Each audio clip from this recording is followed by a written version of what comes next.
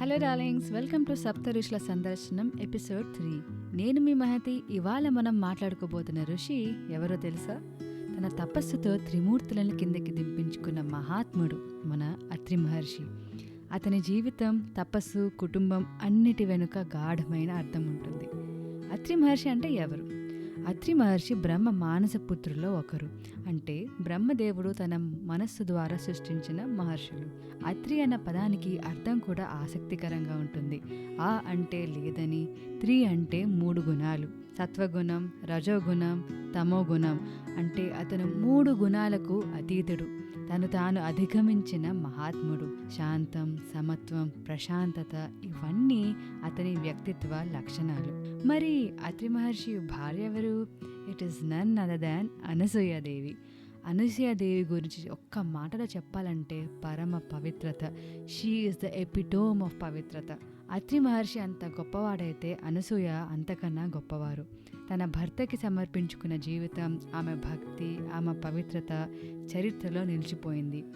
అనసూయాదేవి కథ ఎంత డీప్ అంటే డార్లింగ్, ఒక ఫుల్ ఎపిసోడ్ ఆవిడ మీద చేయొచ్చు. ఇద్దరూ కలిసినప్పుడు వారింటే తపోభూమి అయిపోతుంది. అంటే their house became a literal power centre. వాళ్ళ జీవితం సాదాసీదాగా కనిపించినా దాని లోతు అమితమైనది. కశ్యపుడు వల్ల ఇప్పటికే లోకంలో కావాల్సినవన్నీ పుట్టాయి కదా, మరి ఇంకా నేనేం సహాయం చేయగలను అని అత్రి బ్రహ్మను అడిగితే, దుర్గుణాలు పోయి సద్గుణాలతో ఒక మనిషి బతికి ఉండాలంటే ఒక మహానుభావుడు పుట్టాలి. అందుకే నేను తపస్సు చేసి కన్నాను. లోకానికి ఉపకారం చేసే సంతానం కావాలి అని అంటాడు. అత్రి అని అనసూయ ఇద్దరు తపస్సు స్టార్ట్ చేస్తారు. అత్రి మహర్షి తపస్సులో నిమగ్నమైపోయారు.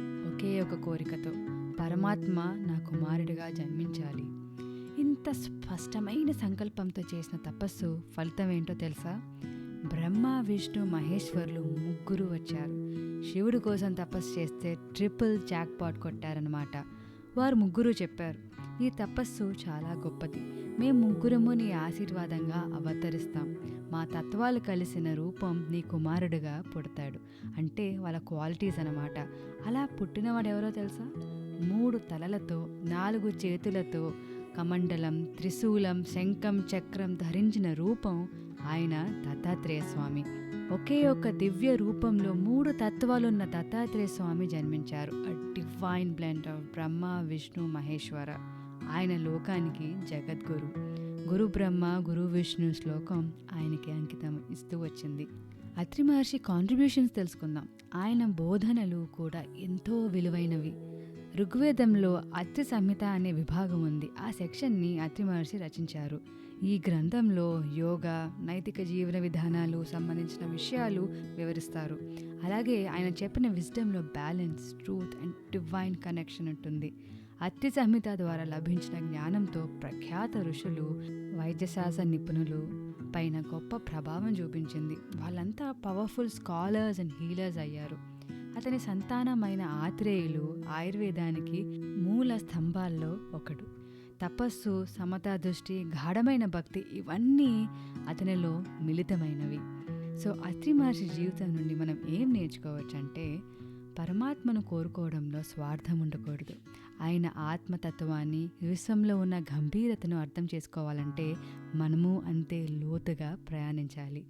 తపస్సు అంటే గుహలో కూర్చోడమే కాదు, మనలో స్పష్టత ఉండటం, శుద్ధత ఉండటం, లక్ష్యం మీద దృఢంగా ఉండటమే నిజమైన తపస్సు. శక్తి అర్థం గొంతెత్తి అరడమే కాదు. శక్తి అంటే శాంతంగా ప్రకాశించడం. మన భక్తి నిజంగా పరిశుద్ధమైతే దైవం కూడా మన ముందుకు వస్తాడు.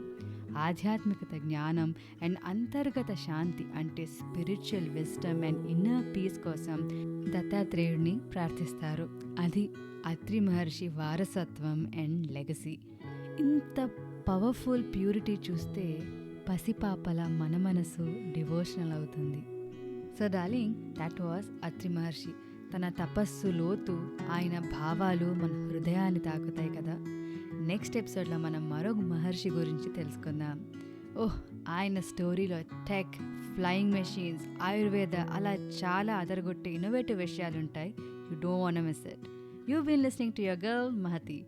పాడ్కాస్ట్ అప్డేట్స్ కోసం follow me on Instagram. Details అన్ని నా బయోలో ఉంటాయి. స్పాటిఫైతో పాటు యూట్యూబ్లో కూడా మీరు ఇవి వినొచ్చు. మస్తీ విత్ మహతి అని సెర్చ్ చేస్తే వస్తుంది. అప్పటి వరకు stay tuned. Until next time, just chill, stay cool and be crazy.